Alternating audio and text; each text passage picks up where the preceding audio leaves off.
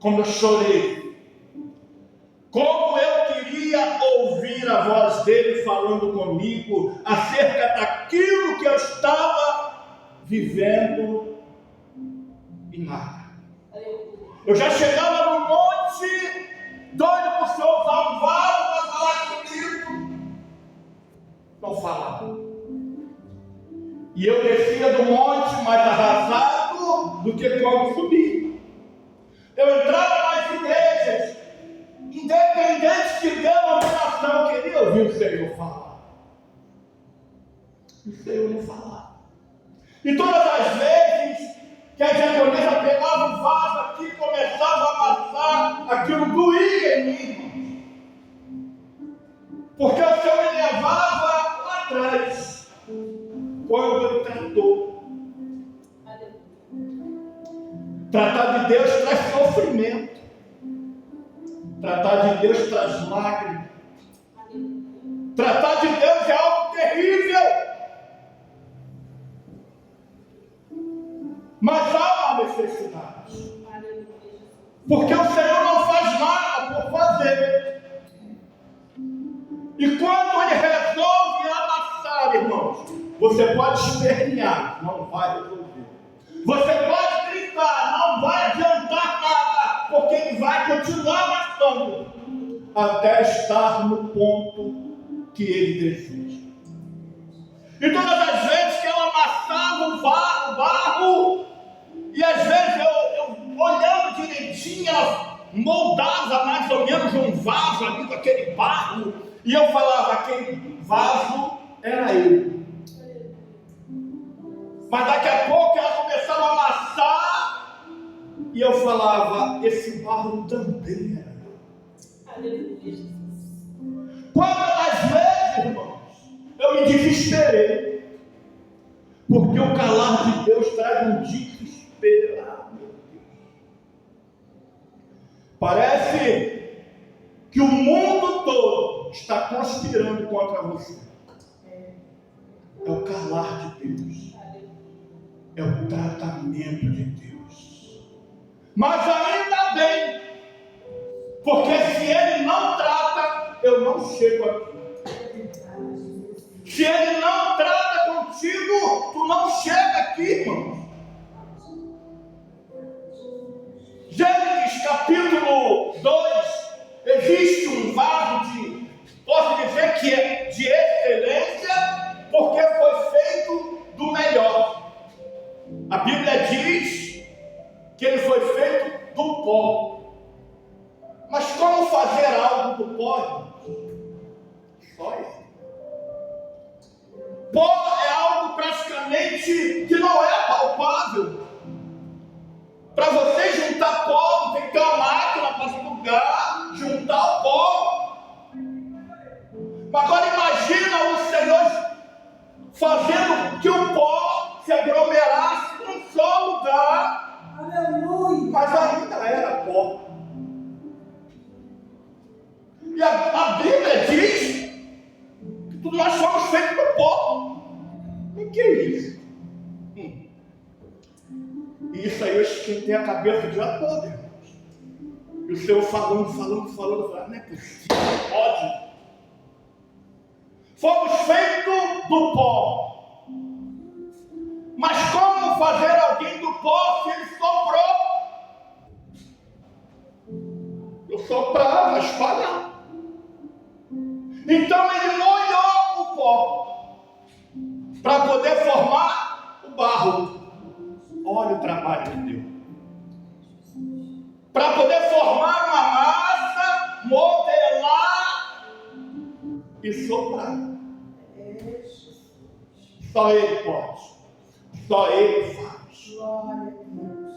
E este vaso chamado Adão, aleluia, ele vai se quebrar. Mas como que ele se quebrou? Sendo feito com a excelência do pó, do Espírito. Metade matéria, metade Espírito. Mesmo assim, ele vai se corromper. vai se quebrar. Aí nós vamos para Jeremias 18, que eu falei que não ia, mas já estou lá. O oleiro está fazendo o vaso, e este vaso se quebra. Então o vaso não estava pronto. Estava em fase de acabamento. E ele se quebrou. Por que ele se quebrou? Porque foi feito com aquela matéria-prima que a Régia botou aqui. Barro bruto. Porque o barro, o de excelência, está lá em Gênesis 2. O bruto está lá em Jeremias 18. Deus está falando. O que o homem faz não tem perfeição, mas o que eu faço tem. Aleluia. Glória a Deus. Aí ele vai falar para Jeremias: posso eu fazer o que fez o oleiro? Ele vai falar para o senhor: tu sabes. Tanto pode como faz. Só que o vaso de excelência chamado Adão, ele vai se corromper, ele vai se quebrar, mesmo sendo espiritual, mesmo sendo feito da melhor matéria que foi escolhida pelo Senhor. E quantos de nós estamos no estado bruto? Quantos de nós estamos num estado que qualquer coisinha se quebra? Sabe por quê? Porque falta o espiritual. Eu ouvi quase no início do culto a irmã falando de pessoas que ouvem palavras e largam o Senhor. Sabe por que largam? Porque estão no estado bruto. Ainda não foi lapidado, ainda não foi trabalhado, ainda não está ainda na fase do amasso. Porque se o Jeová pegar para amassar, não adianta, que tu não consegue sair. Porque ninguém foge trabalhar de Deus, não tem como. E quantos não foram e não voltaram? Porque estão no estado bruto. Porque se continua aqui, não olhando para o mundo, mas olhando para o Senhor, esta hora, de repente, estava sendo amassado. Quantas das vezes, irmãos, eu tentei fugir e não consegui, porque ele estava amassando, ele estava trabalhando. Quantas das vezes eu falei: eu vou desistir? Quantas das vezes eu sentei aqui, irmão, e olhei para mim, e eu já via uma corda pendurada, eu já via eu pendurado ali. Quantas vezes? Mas ao mesmo tempo que eu via esta cena, tinha alguém do meu lado trabalhando, falando: não, eu não te chamei para esse fim, eu vou continuar o meu processo, eu vou continuar trabalhando, e você vai chegar aonde eu quero. Engraçado que nós tínhamos aqui uma obreira que já faleceu, e foi eu aqui, e lá a mesa de fora lá, aquela que movimentava, e lá de lá ela falou: pastor, o senhor me mostrou algo aqui, o senhor me mostrou você pendurado aí, era a tua intenção. Só que muitas das vezes a tua intenção não é do Senhor. O Senhor tem um objetivo na minha e na tua vida. E quando Ele tem este objetivo, irmãos, não há inferno nenhum que possa não tem. E esse amassar de barro vai ficar gravado na minha mente. Esse vaso que ela fazia com a ponta do dedo, eu estou ali olhando. Jesus, eu fui aquele vaso lá, Jesus. Quantas das vezes eu chorei? Quantas das vezes eu sofri, irmãos? Porque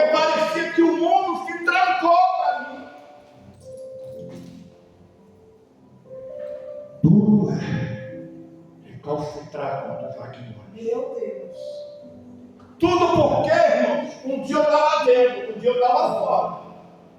O Senhor permitiu uma situação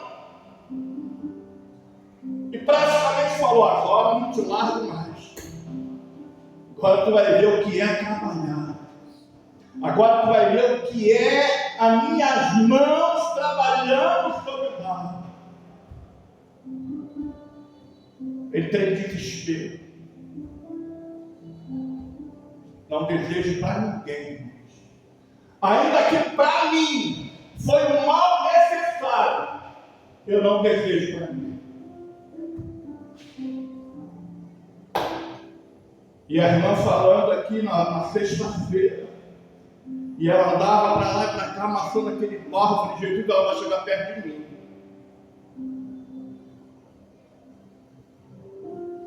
Dói, dói. Eu já chorava lágrimas que não existiam mais, porque eu não tinha mais condições de falar, eu já chorava. Imagina um homem desse tamanho largar o carro onde trabalhava, descer no estacionamento do mercado e se ajoelhar naquele banheiro fedido todo dia para orar, porque eu queria ouvir o Senhor. Eu tinha necessidade, a minha alma estava ferida. A minha alma estava gritando.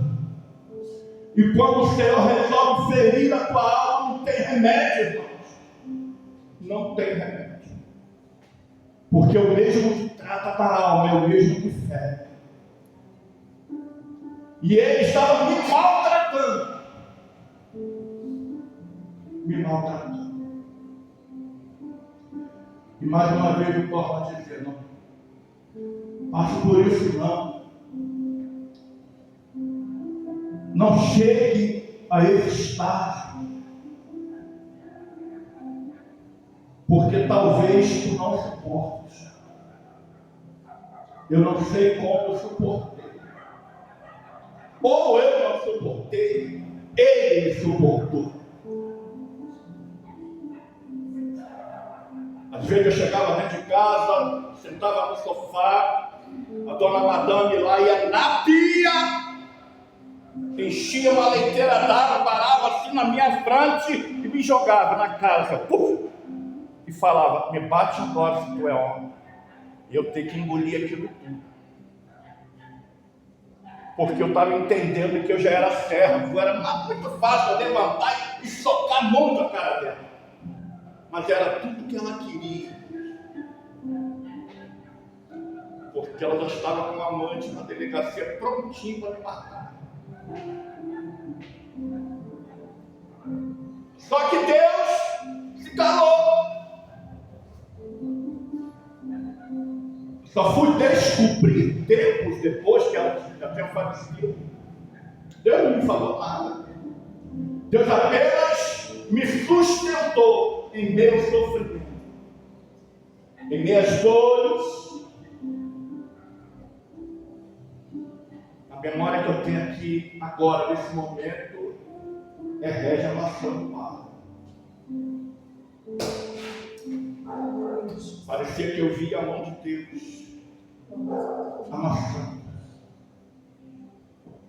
Era mais ou menos assim: eu amasso e ninguém tira da minha mão. Eu trato e faço da forma que eu quiser. A Bíblia diz que o nosso Deus é amor, mas Ele também é fogo consumidor. Mas Ele tem uma forma ou um limite de te consumir, porque Ele conhece também a tua estrutura. Ele vai te levar até o ponto que Ele sabe que você vai suportar. E hoje, irmãos, embora a memória não seja muito boa, eu só tenho que agradecer. Como doeu, mas eu tenho que agradecer pela luta, pela prova, pelas lágrimas. Muitas das vezes eu queria correr, aí o Senhor arrancava minhas pernas, que eu não tinha força para correr. Eu queria desistir, mas o Senhor não desistia. Porque depois que cai na mão dele, não tem como. Imagina um vaso chamado Adão, tendo tudo ao seu dispor. Um lindo jardim para ele cuidar. E de repente ele se vê sem nada. E existem pessoas que julgam Adão. Mas ninguém sabe como estava o coração de Adão. Depois de ter tudo, perder.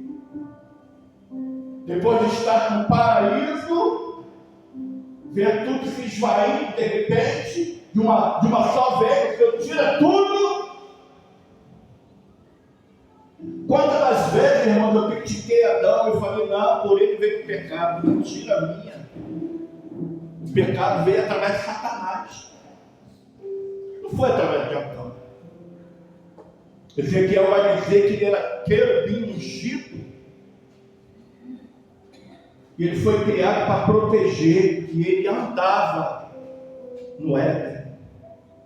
E o mesmo que foi criado para proteger, o mesmo que andava no Éden, é o mesmo que vai levar o pecado. Adão estava de inocente. E quantos saíram da igreja por causa de uma palavra? Quantos não retornaram até hoje por causa de uma palavra? O apontar de dedo tem peso. No espiritual isso tem peso, parece que tranca alguma coisa. Não deixa quem foi apontado caminhar mais. E quantas das vezes eu atribuí o meu pecado a Adão? Não. Meu pecado é meu pecado, dele é dele. Aleluia. A palavra do Senhor comigo, 1 Samuel, capítulo 1. Glória a Jesus. Você está preparado para ser confrontado? Está preparado para a perseguição? Está preparado para a luta? Eu estou aqui. Não está nada. Ninguém está. Ninguém. Porque nós não sabemos o que vai vir. Existe alguém que está conosco, que nos sustenta. Preparado, nós não estamos juntos. 1 Samuel, capítulo 1, vai falar de Ana. Ana tinha tudo para desistir. Quantas palavras Ana não ouviu. Quantas afrontas ela não suportou.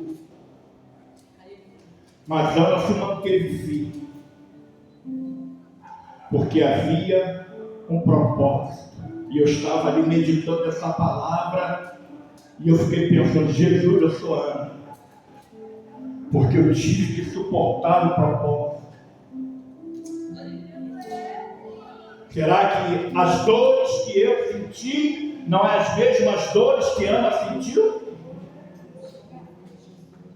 Porque eu fui afrontado, eu fui perseguido, eu fui caluniado. E Ana também foi. A Bíblia vai dizer assim: houve um homem de Ramataim Zofim, da montanha de Efraim, cujo nome era Eucana, filho de Jeroão, filho de Miú, filho de Torô, filho de Zufi, Efrateu. E este tinha duas mulheres, o nome de uma era Ana e o nome da outra Penina. Penina tinha filhos, porém Ana não tinha filhos.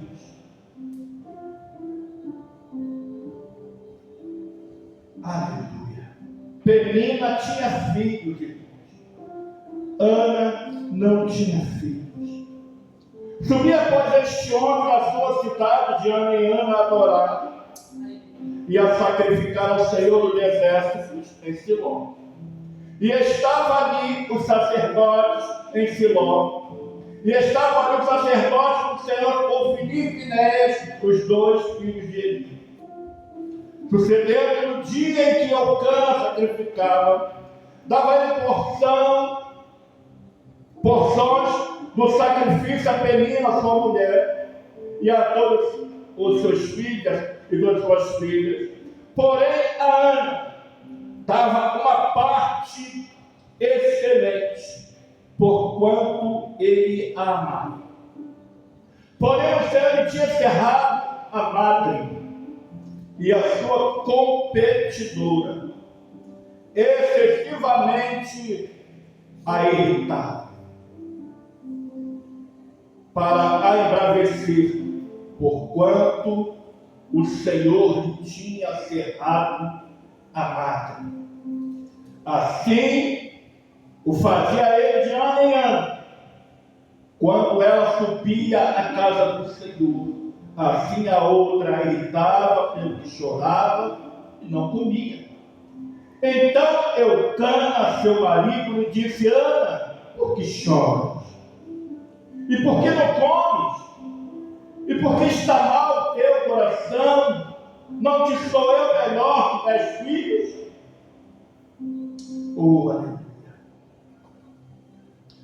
Porém, verso 5, a Ana dava uma parte excelente, porquanto ele amava Ana.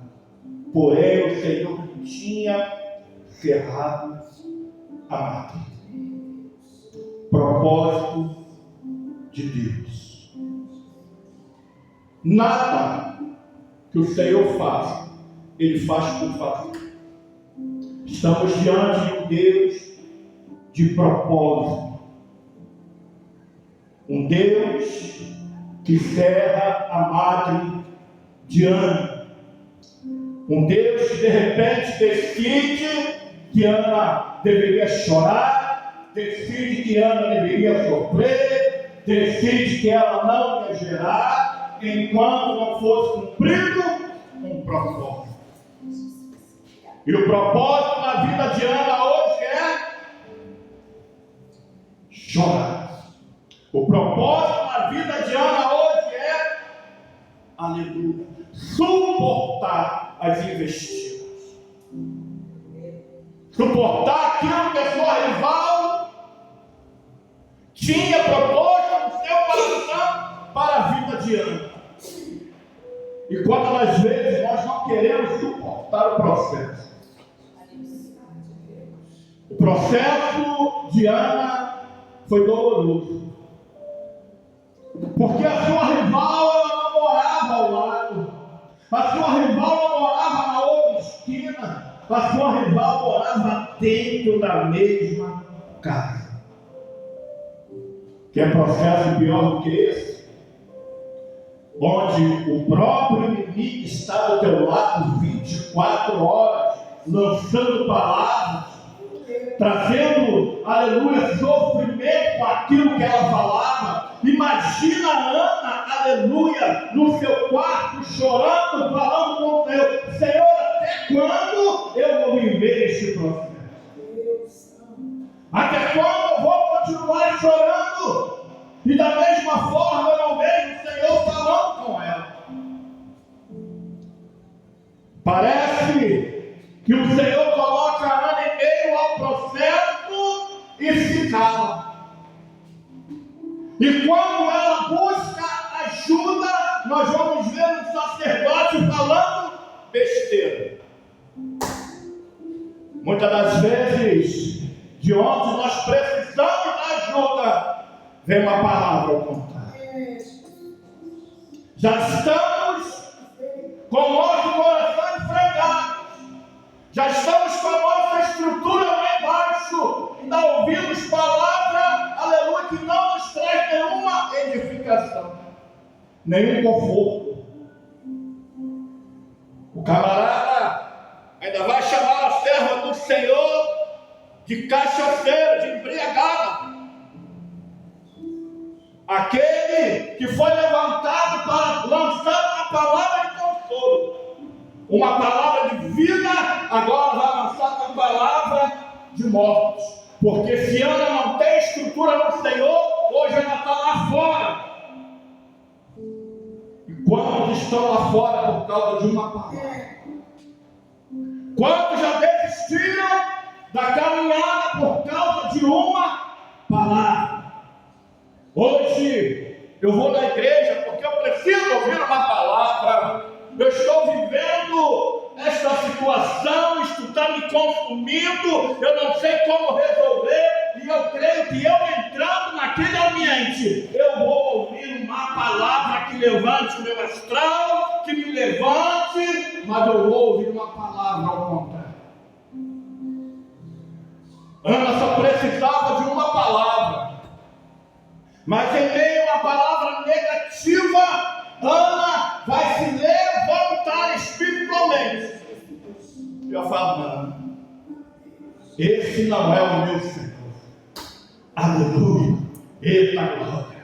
E quando ela entende o processo, o Senhor faz ela gerar.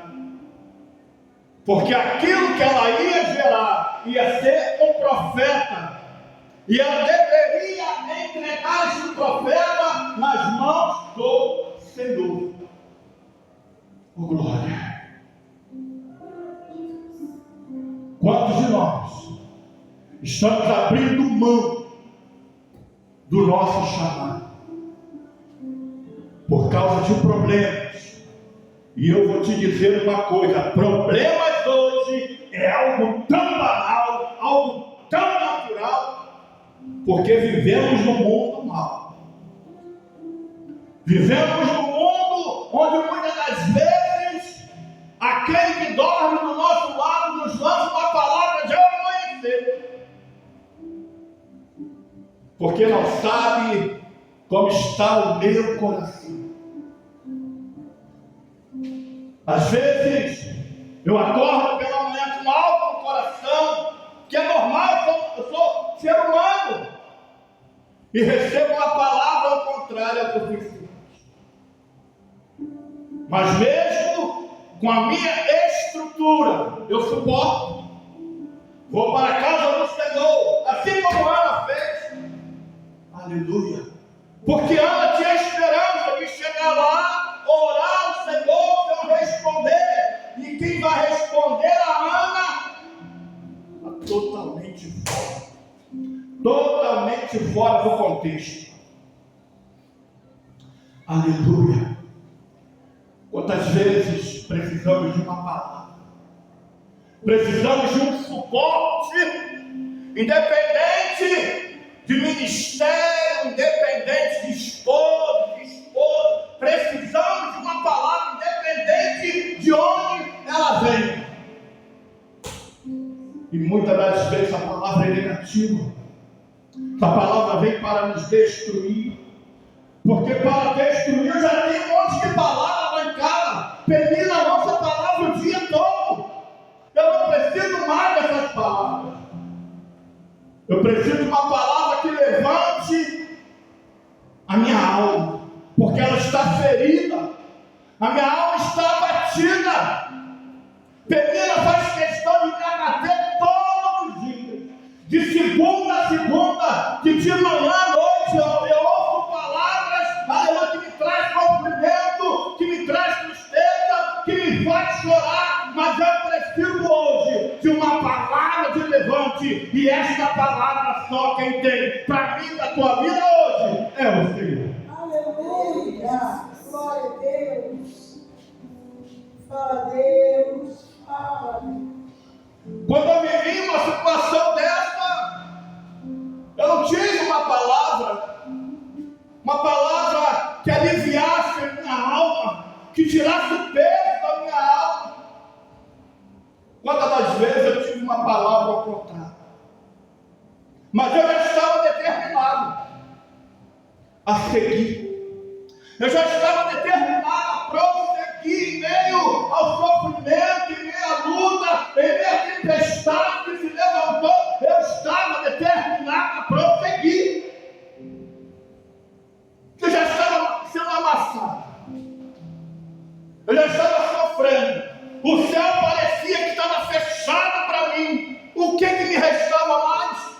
voltar para morrer? Ou continuar a jornada? Porque em meio a este processo, se voltar mortos. Aleluia. Imagina a Ana, em meio a este processo, olha, a partir de hoje eu estou fora, eu quero divórcio, eu vou embora. Será que Ana ia gerar Samuel? Porque não suportou o processo. Aleluia. Sabemos que gerar não é fácil. Gerar não é de qualquer jeito. Gerar muitas das vezes nós temos que estar tendo uma fornalha. Gerar muitas das vezes nós temos que estar debaixo de uma palavra terrível. Gerar muitas das vezes traz choro, traz sofrimento, mas tem que gerar. Oh, aleluia. É gerar em meio o barro sendo amassado. É gerar em meio à mão do Senhor fazendo um movimento no barro. E todas as vezes que o Senhor movimenta a mão no barro, é uma lágrima que ele arranca. Todas as vezes que ele movimenta o barro, é um choro que ele arranca, é uma dor que ele arranca. Mas é o Senhor, ele sabe como fazer. Ele sabe.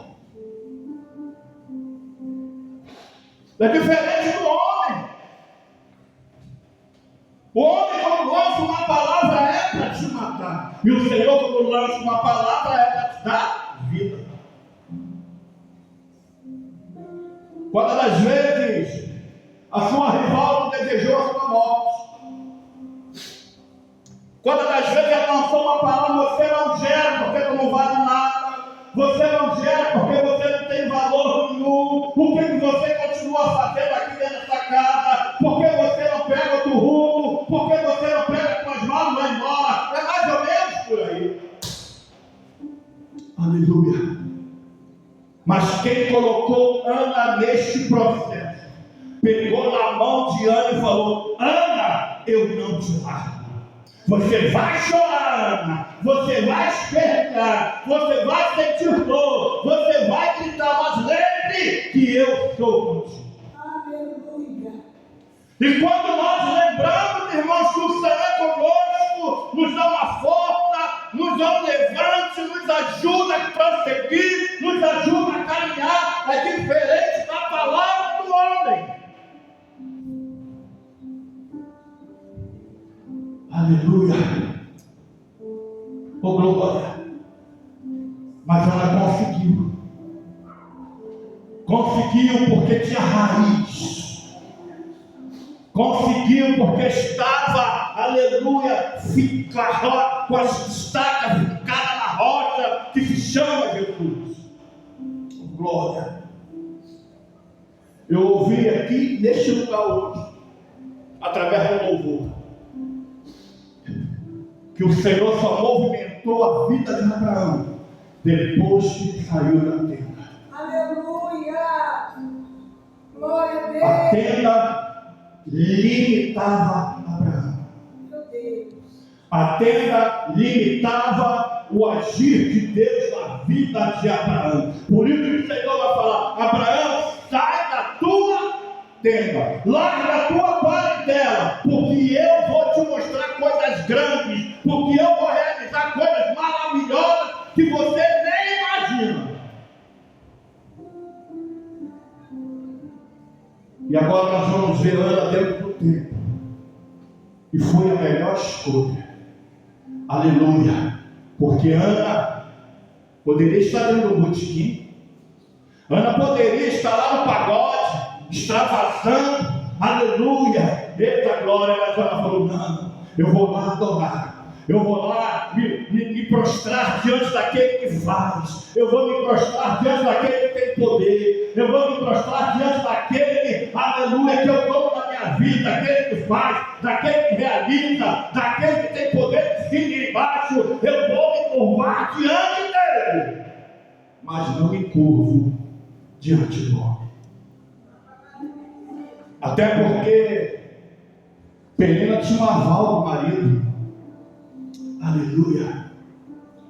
Parecia que Penina lançava uma palavra e o marido ficava olhando sem tomar uma atitude. Porque se não toma uma atitude, é porque está aprovando o que Penina está falando. A função dele aqui era se levantar e defender Penina, embora a palavra diga que ele ama. Que amor é esse que não defende? Que amor é esse que não se levanta em defesa do próprio amor? Isso não é amor. Aleluia. Pode ser tudo menos amor. Oh glória. Como marido, tinha que colocar Penina no seu lugar. Mas aceitou as afrontas, até porque não era para ele, era para a esposa. Quantos de nós estamos aceitando a afronta? Quantos de nós não temos mais força para reagir, aleluia, em meio a esse levante, em meio a essa afronta? Tome uma posição hoje, faça como Penina, chegue no templo, rasgue o coração, rasgue a tua alma diante do Senhor. Senhor, se o Senhor não fizer, quem é que vai fazer? Se Ele não fizer, irmãos, ninguém faz.